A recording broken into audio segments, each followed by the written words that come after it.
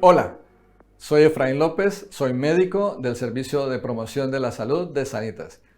Bienvenidos al taller de hoy, Prevención del Riesgo Cardiovascular. Este taller tendrá una duración aproximada de 30 minutos. Durante mi intervención podéis ir dejando vuestras preguntas haciendo clic en el icono de interrogación que aparecerá en la parte superior de vuestras pantallas. Al final del taller dedicaremos algunos minutos para resolver alguna de estas preguntas. La enfermedad cardiovascular, el riesgo cardiovascular es la principal causa de muerte en España y la mayoría de los orígenes son fácil controlables modificando nuestros hábitos. ¿De qué vamos a tratar hoy? Vamos a ver aspectos generales, vamos a hablar sobre lo que es la enfermedad cardiovascular, cuáles son los factores de riesgo, cuándo debo acudir al médico, cuáles son los síntomas que me deberían alertar frente a una enfermedad cardiovascular de las más frecuentes. Vamos a hacer un ejercicio práctico de cálculo de riesgo.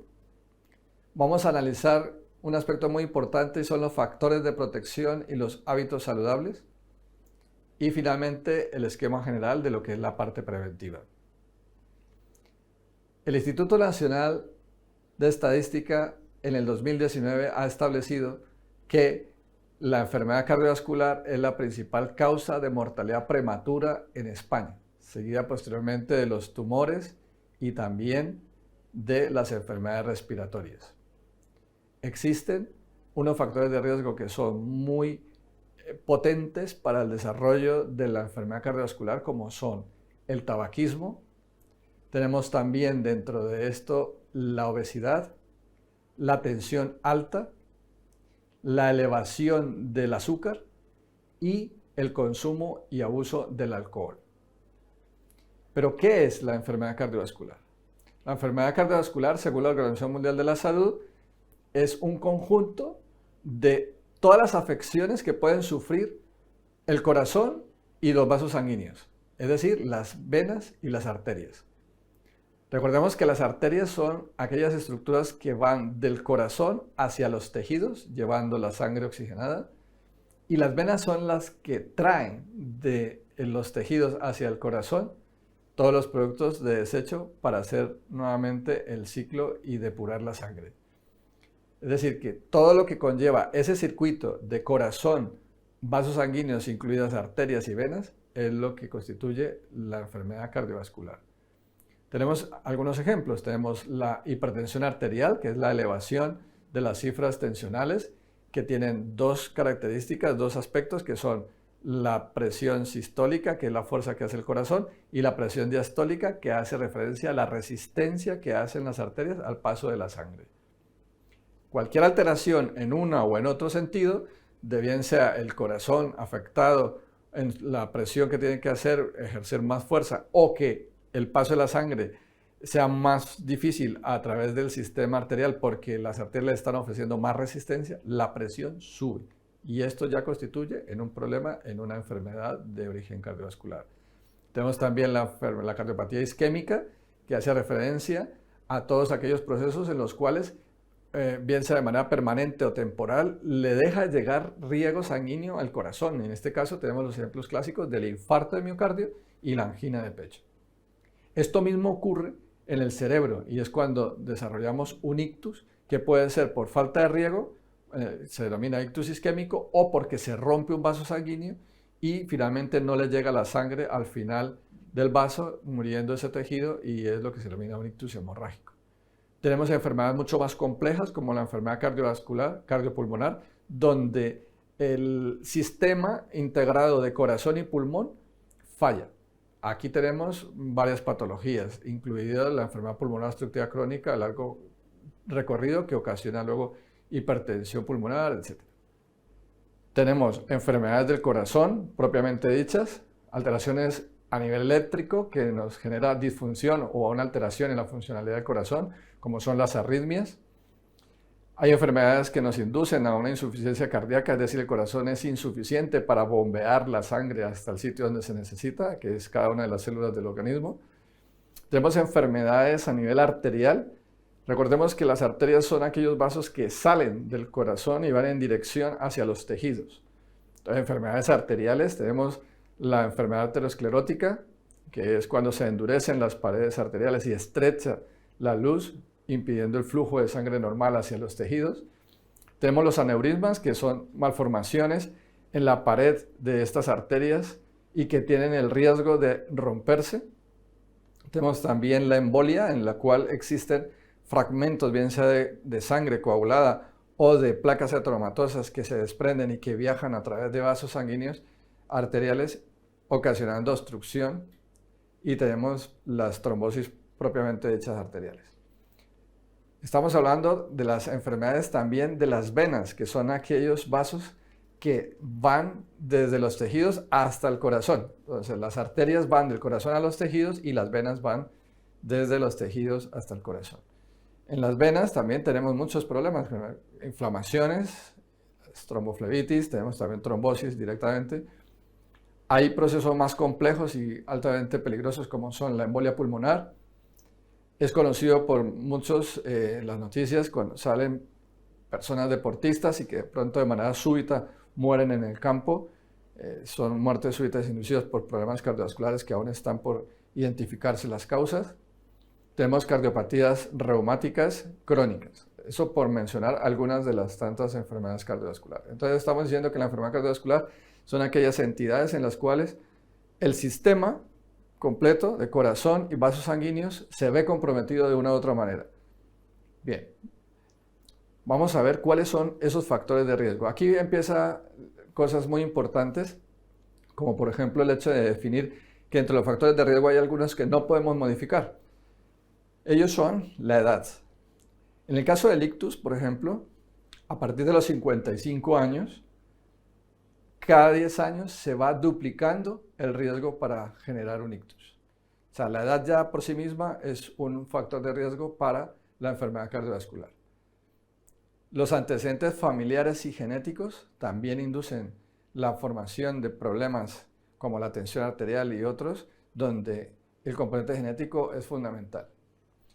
En este caso, las enfermedades familiares es clave que todos tengamos conocimiento de qué tipo de enfermedades han habido en la familia, porque el desconocimiento de qué tipo de enfermedad han tenido nuestros familiares de primer grado, en el caso de padres, tíos, hermanos, inclusive hasta abuelos, el hecho de que no nos interesemos mucho en esto o que sea difícil conseguir la información, nos pone a nosotros en un riesgo, porque el conocer ese antecedente familiar ya es un factor importante a tener en cuenta para poder acudir al médico y que nos aclaren si ese factor también lo podemos tener nosotros como una predisposición a tener una patología cardiovascular. Entonces, decimos, la edad es un factor importante, no podemos controlarlo.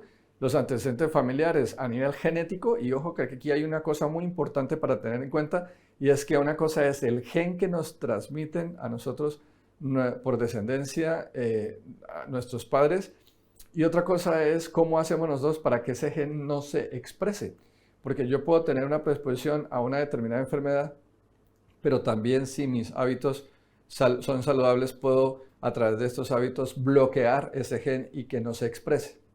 Pero aún así es importante conocer los antecedentes familiares. Como les decía, ya hay amplios estudios donde se dice que el desconocimiento de este antecedente familiar nos pone ya de por sí en un riesgo, porque al no saberlo, pues no vamos a consultar de manera precoz como debería ser. Existe otro tipo de alteraciones también a nivel congénito, como las malformaciones anatómicas, es decir, defectos de fábrica, en los cuales existen algunas alteraciones que ya nos predisponen a alteraciones a nivel del corazón, por ejemplo. Tenemos la enfermedad renal crónica, que también es un factor que difícilmente se puede modificar cuando ya está establecido y nos predispone al riesgo cardiovascular de una manera bastante importante. Quiero dejar aquí como punto aparte el tema del sexo, porque hay muchos estudios sobre cómo el sexo e inclusive el género de las personas tiene un valor importante en la predisposición a cierto tipo de enfermedades. Por ejemplo, los hombres tienen más posibilidad de enfermedad isquémica y la mujer tiene más posibilidades de riesgo para enfermedades cerebrovasculares. Entonces el sexo de alguna manera predispone. El por qué, hay muchas hipótesis. Quizá dentro de la más plausible está el hecho de la componente endógeno propiamente dicho por las hormonas, y también porque los hábitos pueden diferir tanto de hombres como de mujeres. Entonces el sexo, realmente el riesgo a nivel global para enfermedad cardiovascular es mayor para el hombre que en la mujer, pero sin embargo, dependiendo de qué tipo de patología, en algunos casos es más preponderante o más frecuente en las mujeres. Eso en con relación a los no modificables. Hay algunas cosas no modificables también, como por ejemplo el hecho de tener un cierto origen étnico. Entonces el origen étnico tampoco lo podemos modificar. Es así como, por ejemplo, las personas que son de color tienen más posibilidad, más riesgo, una incidencia muchísimo más alta para sufrir, por ejemplo, de hipertensión arterial. Pero quiero que se queden con estos 4 primeros, con la edad, con los antecedentes familiares, que los podemos averiguar, las malformaciones, que son diagnosticadas fácilmente desde temprana edad, y la enfermedad renal crónica, que una vez establecido el diagnóstico, pues lo podemos conocer. O sea, quedémonos con esas 4 cosas. Bien. Existen unos factores de riesgo que sí podemos modificar, que son susceptibles de ser modificados. Los voy a mencionar rápidamente y luego me detendré en cada uno de ellos porque quiero hacer referencia especialmente a los primeros.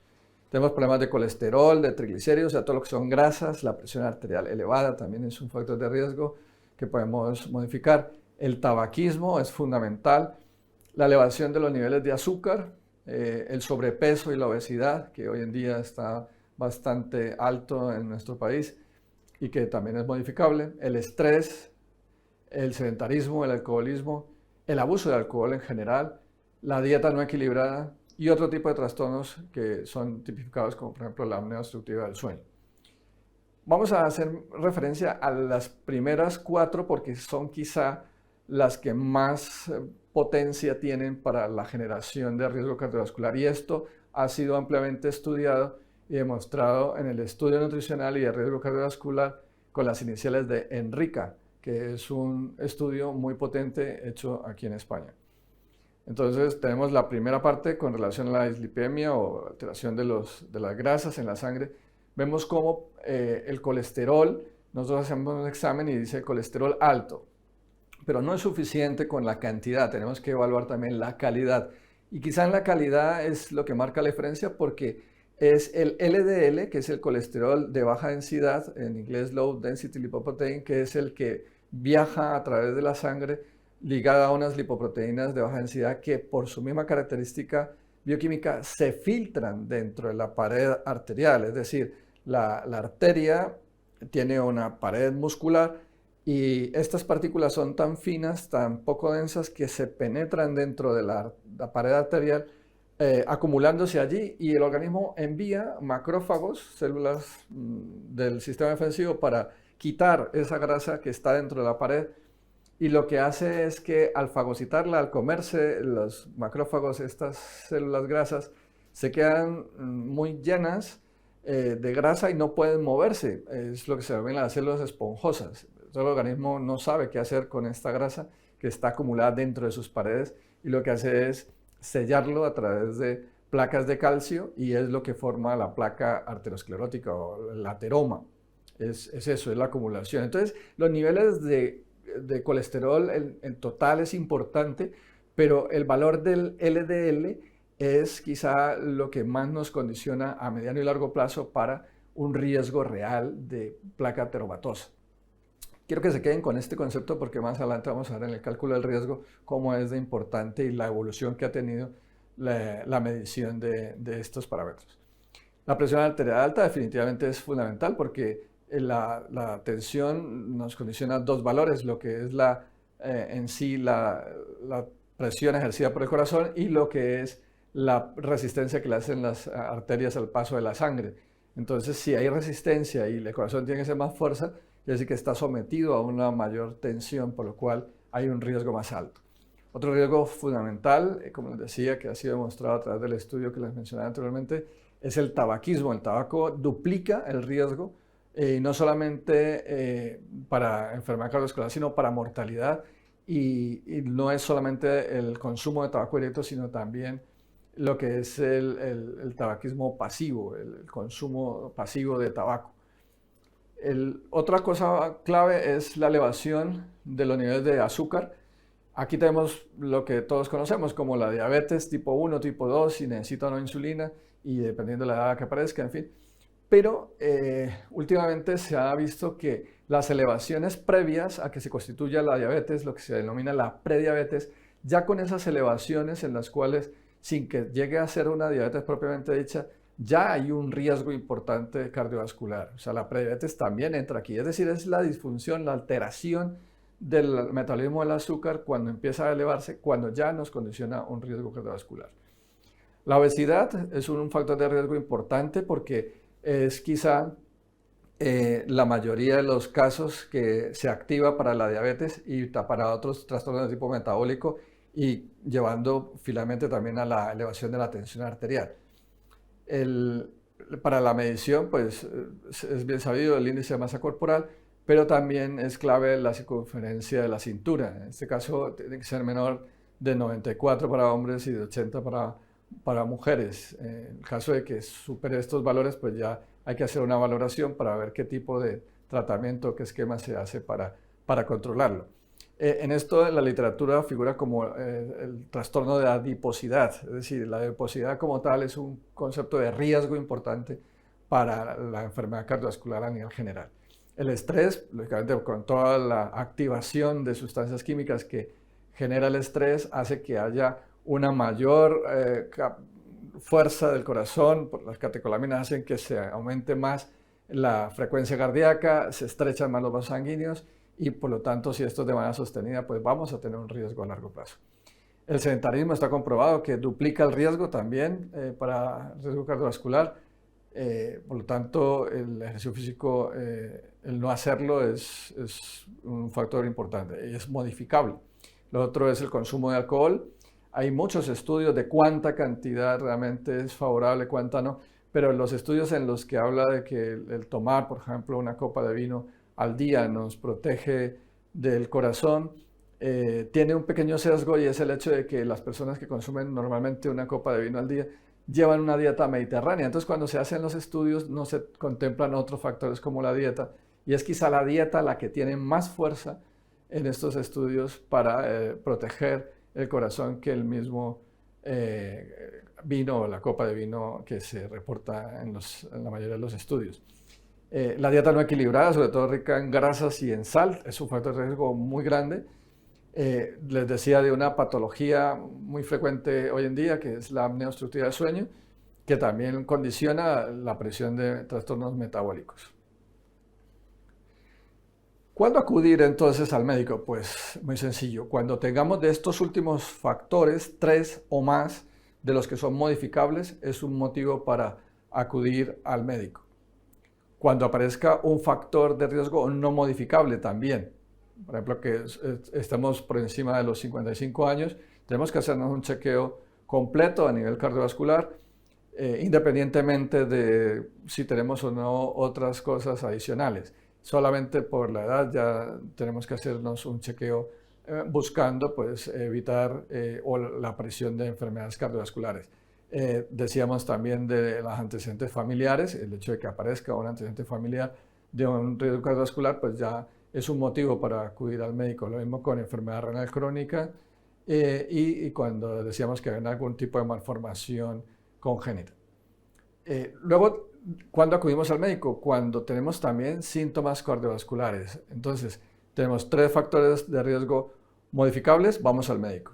Tenemos un solo factor de riesgo no modificable, vamos al médico.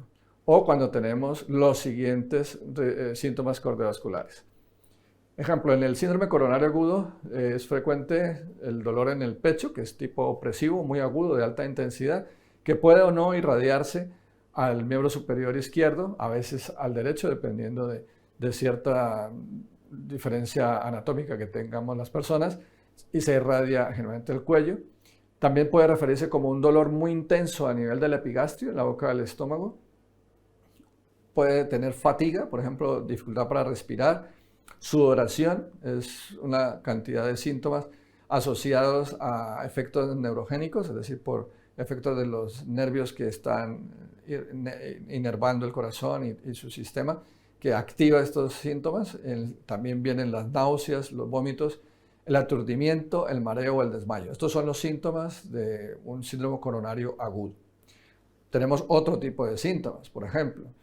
Vamos a ver la siguiente, donde tenemos para ictus, en este caso el ictus isquémico y el hemorrágico, realmente los síntomas son muy parecidos, se caracterizan básicamente por la pérdida de la fuerza, por una confusión súbita, que la persona queda desorientada, dificultad para hablar o para comprender un mensaje sencillo, la pérdida de alteración repentina en un ojo, o en ambos, de manera súbita, dificultad para caminar o para estabilizarse, mareos o pérdida del equilibrio y la coordinación.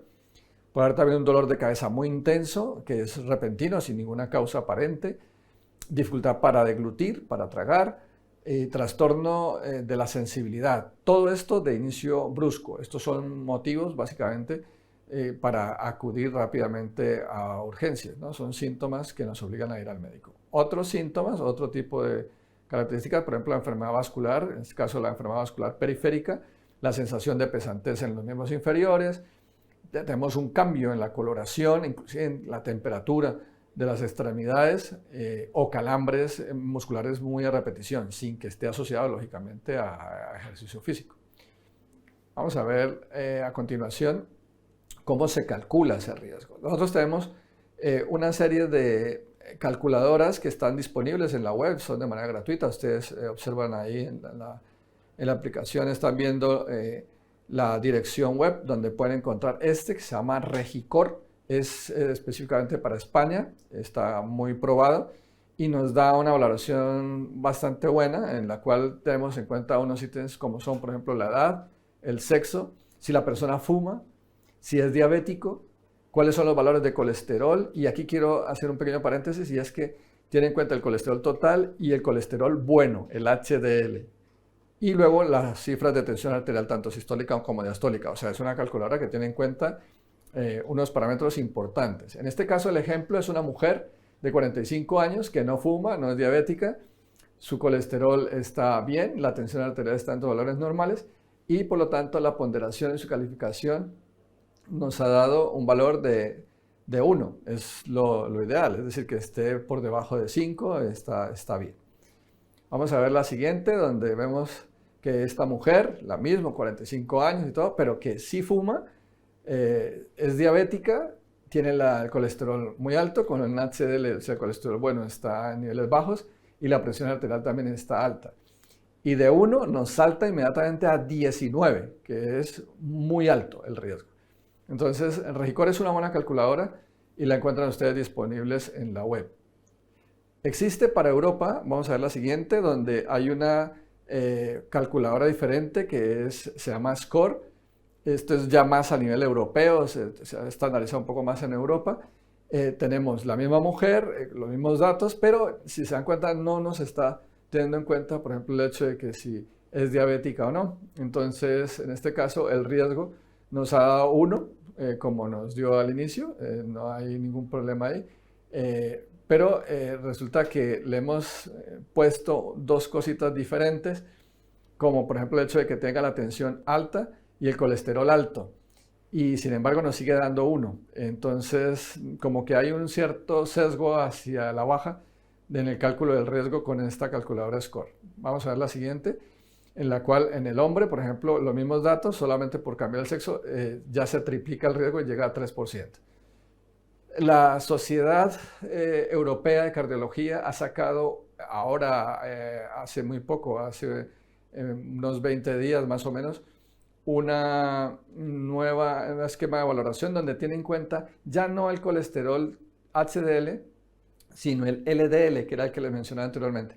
Y este cálculo es mucho más preciso para calcular el riesgo cardiovascular, mejor que las 2 anteriores, mejor que Regicor y mejor que SCORE general. Este se llama SCORE 2, pero todavía no existe la calculadora disponible para nosotros, para la población en general, en la web. Entonces vamos a esperar, porque está muy recién salidas las tablas, a que sea publicado luego. Por ahora pueden utilizar la Regicor si quieren.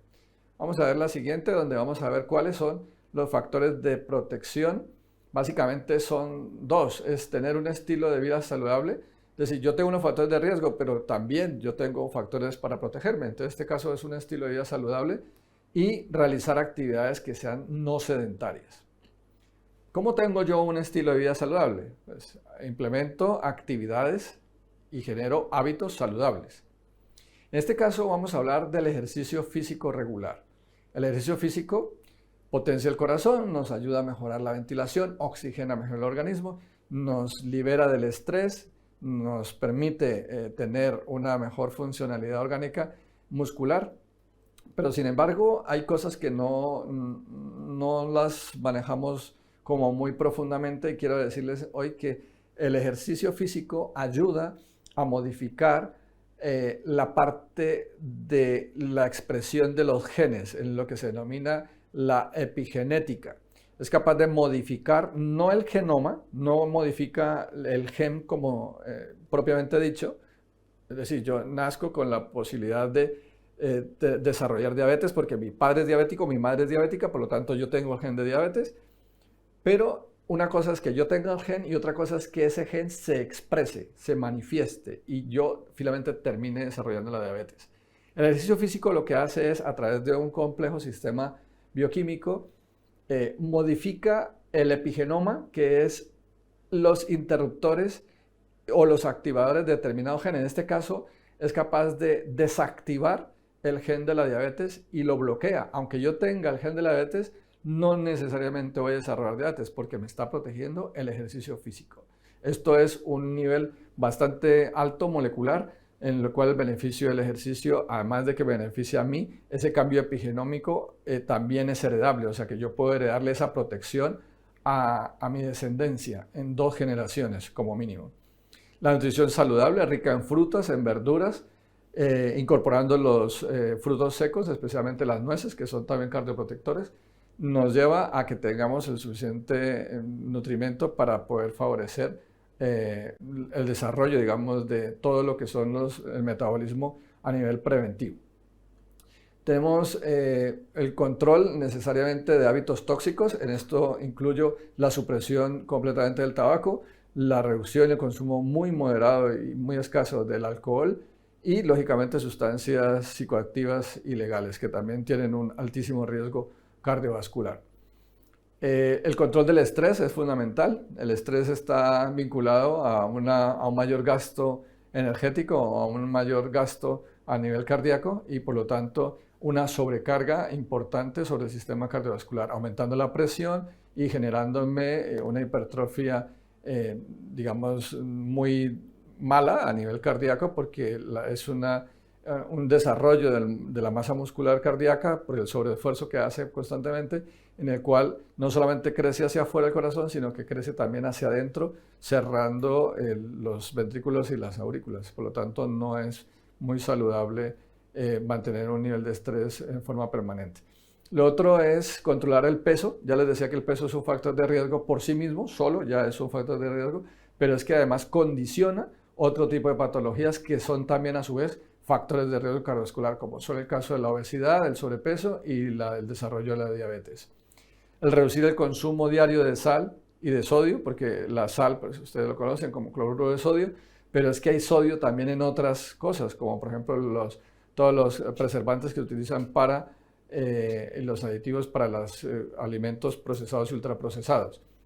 Es importante también las revisiones médicas periódicas. Aquí por lo menos debemos hacernos una revisión anual para que nos hagan un chequeo completo de ver cómo está nuestro sistema metabólico, para mirar el sistema cardiovascular y poder tomar medidas en caso de que alguna de estas cosas que hemos detectado anteriormente aparezcan en nuestros exámenes. Luego viene el control de enfermedades de riesgo, como les decía, enfermedad renal y otras. Tenemos a continuación el esquema general de la prevención. Está centrado básicamente en personas sanas. Es realizar los screening, los tamizajes para 10 años, que son las tablas esas que les mencionaba anteriormente, Regicor, SCORE o SCORE 2, ahora según la Sociedad Europea de Cardiología. Y dependiendo de eso, estamos hablando de personas presuntamente sanas, nos da un valor de riesgo. A las personas que tienen ya enfermedades constituidas, que tienen una hipertensión, que tienen una enfermedad de riesgo, pues ya entrarían, digamos, para ver qué clase de daño ha ocasionado esta enfermedad y corregirla a tiempo. Y luego factores asociados también. Dentro de los factores que veíamos de riesgo, que son también modificables, y es aquí donde entra en esta gráfica a la derecha en la flecha gris, están los factores psicosociales, es decir, las condiciones en las cuales cada persona vive, y sobre todo los factores de riesgo por contaminación ambiental, que están teniendo cada vez más peso en el desarrollo de enfermedades cardiovasculares. Por lo tanto, también nosotros podemos tomar medidas para evitar esta clase de riesgos que a la final terminará perjudicándonos no solamente a nosotros, sino también a nuestros hijos y descendientes. Por lo tanto, la prevención tiene que ir más allá de nosotros. Estamos hablando de una prevención transgeneracional. La periodicidad de la realización de exámenes médicos en forma periódica y la detección de las alteraciones de manera precoz. Es decir, la enfermedad cardiovascular es prevenible porque si se da cuenta la mayoría de los problemas que nos inducen a riesgo cardiovascular son prevenibles y lo hacemos con la reducción de esos factores de riesgo modificando nuestros hábitos. En general, lo que podemos decir es que las enfermedades cardiovasculares son de múltiples causas, por múltiples riesgos. Esos riesgos no solamente tienen que ser evaluados a nivel individual, sino que tienen que verse cómo se combinan entre ellos porque se pueden potenciar de manera exponencial. Siendo estos factores de riesgo, pues la mayoría de las veces, como les decía, por cuestiones de conducta, por hábitos que las personas tenemos y que son susceptibles de ser modificadas para lograr pues, un estilo de vida saludable y con ello pues una muy buena salud y una muy buena calidad de vida. Hasta aquí el taller de hoy. Espero que les haya sido de interés, que les pueda tener alguna utilidad de aquí en adelante. Y vamos a mirar un poco las preguntas que nos han formulado. Vamos a dar paso a la respuesta a algunas preguntas. ¿El omega 3 protege de problemas del corazón? Es una buena pregunta. El omega 3 se ha estudiado en muchas oportunidades para determinar si realmente protege o no, y es controversial el asunto. ¿Cuál es la conclusión con todo esto? Los suplementos, y en esto hay que tener mucho cuidado, los suplementos alimentarios, específicamente, por ejemplo, este caso del omega 3, consumirlo como suplemento realmente se ha visto que puede inclusive en algunos momentos ser perjudicial, porque todo tiene que tener unos niveles. Entonces lo que se promueve es el consumo, por este caso, de pescados que sean ricos en omega 3, y con una dieta sana que contenga estos alimentos ricos en omega 3 es suficiente. Y en ese caso, los estudios han demostrado que efectivamente una dieta que tenga incluidos los omega 3 es una dieta protectora. Por lo tanto, el omega 3 sí protege el corazón, pero lo que no es cuando se toma en exceso a través de suplementos. Hay otra pregunta aquí. Si no puedes conocer tus antecedentes genéticos, ¿existe algún estudio o prueba para conocerlos?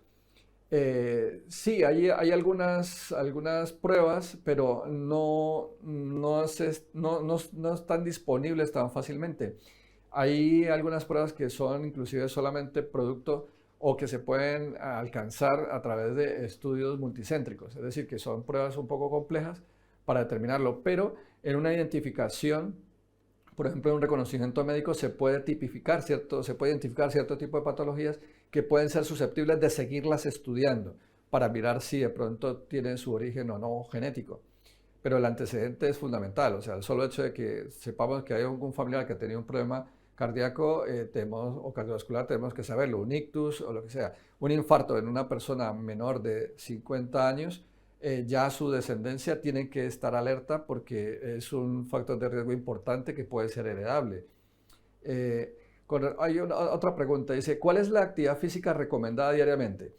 Bueno, esta pregunta es crucial porque la última recomendación que se ha dado a nivel mundial es que como mínimo tenemos que tener 150 a 300 minutos de ejercicio físico de una intensidad moderada o de 75 a 150 minutos de una intensidad alta.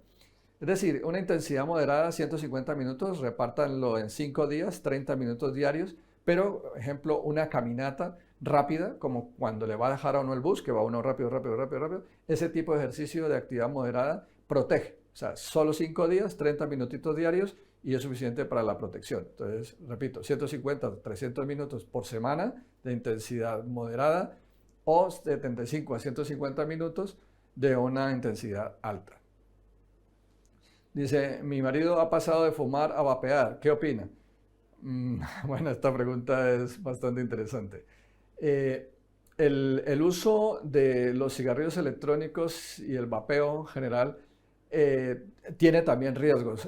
La industria del tabaco ha entrado a competir consigo misma y lo que ha hecho es aumentar más el nivel de nicotina que tienen los productos de vapeo, con lo cual el nivel de nicotina es bastante más alto que un tabaco normal. Dirán, bueno, sí, pero tiene menos sustancias dañinas, ¿no? Menos cancerígenos, lo que sea.